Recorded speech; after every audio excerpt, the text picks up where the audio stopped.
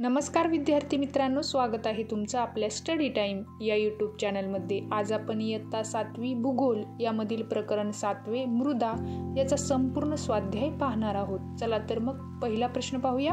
पुढील तक्ता पूर्ण करा। आपल्याला इथे घटक आणि मृदा निर्मितीमधील भूमिका लिहायची आहे। यामधील पहिला घटक आहे मूळ खडक आणि त्याचं उत्तर येथे दिलेलं आहे। दुसरा घटक आहे प्रादेशिक हवामान, याची ही भूमिका येथे व्यवस्थित लिहून दिलेला आहे। तक्ता व्यवस्थित आखून याची उत्तरे व्यवस्थित लिहून घ्या। पुढचा घटक आहे सेंद्रिय खत आणि याची मृदेमधील भूमिका आहे। सामूचा तोल राखला जातो आणि शेवटचा आहे सूक्ष्म जीवाणू, याचंही उत्तर तुम्हाला इथे दिलेलं आहे। अशा प्रकारे हा तक्ता आपल्याला पूर्ण करायचा आहे। आता पाहूया या पुढील प्रश्न दुसरा, कशामुळे असे घडते। यामधील पहिला प्रश्न आहे सह्याद्रीच्या पश्चिम भागात बेसाल्ट खडकापासून जांभी मृदा तयार होते, असे का घडते। याचं उत्तर येथे दिलेलं आहे, ते लिहून घ्या।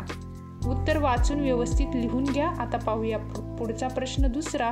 त्याआधी आपल्या स्टडी टाइम या यूट्यूब चॅनलला नक्की सबस्क्राईब करा आणि एक लाईक करायला विसरू नका। दुसरा प्रश्न आहे मृदेत ह्युमसचे प्रमाण वाढते आणि याचं कारण आपल्याला इथे लिहायचं आहे। तिसरा प्रश्न आहे विषुववृत्तीय हवामान प्रदेशात मृदा निर्मितीची प्रक्रिया जलद घडते, त्याचं कारण इथे दिलेलं आहे। तापमान व पाऊस हे दोन्हीही सरासरीपेक्षा जास्त असतात। चौथा प्रश्न पाहूया मृदेत क्षारतेचे प्रमाण वाढते, याचं कारण लिहायचं आहे। अतिरिक्त जलसिंचनामुळे क्षार वर येतात व जमीन खारपट बनते।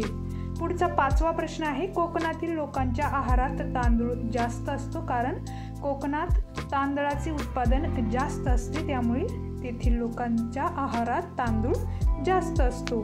आता पुढचा सहावा प्रश्न आहे मृदेची धूप होते कशामुळे, त्याचं कारण आपल्याला इथे दिलेलं आहे। पावसाच्या पाण्याबरोबर, नदी प्रवाहाबरोबर, वेगवान वाऱ्याबरोबर मातीचा थर वाहून जातो। पुढचा सातवा प्रश्न आहे मृदेची अवनती होते। या प्रश्नाचं सविस्तर उत्तर तुम्हाला येथे दिलेलं आहे। पाहूया या पुढील प्रश्न। त्याआधी सबस्क्राईब करायला विसरू नका आणि एक लाईक नक्की करा। प्रश्न तिसरा आहे माहिती लिहा।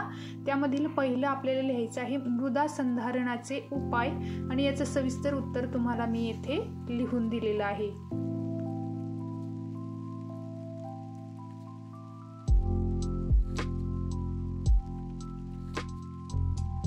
दुसरा प्रश्न आहे सेंद्रिय पदार्थ, याबद्दल माहिती सविस्तर लिहायची आहे।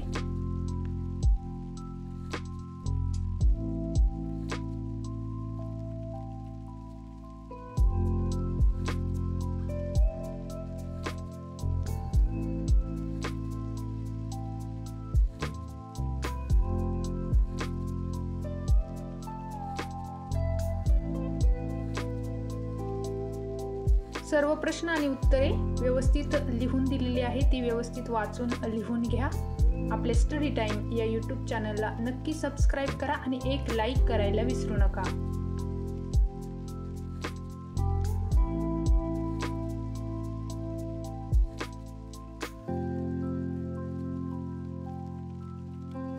प्रश्न चौथ्यामध्ये तुम्हाला हा तक्ता दिलेला आहे आणि तो अशा प्रकारे पूर्ण करायचा आहे।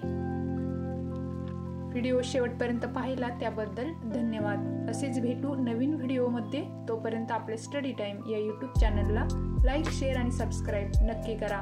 तुम्हाला कोणत्या विषयाचा स्वाध्याय हवा आहे हे आम्हाला कमेंट करून नक्की सांगा। धन्यवाद।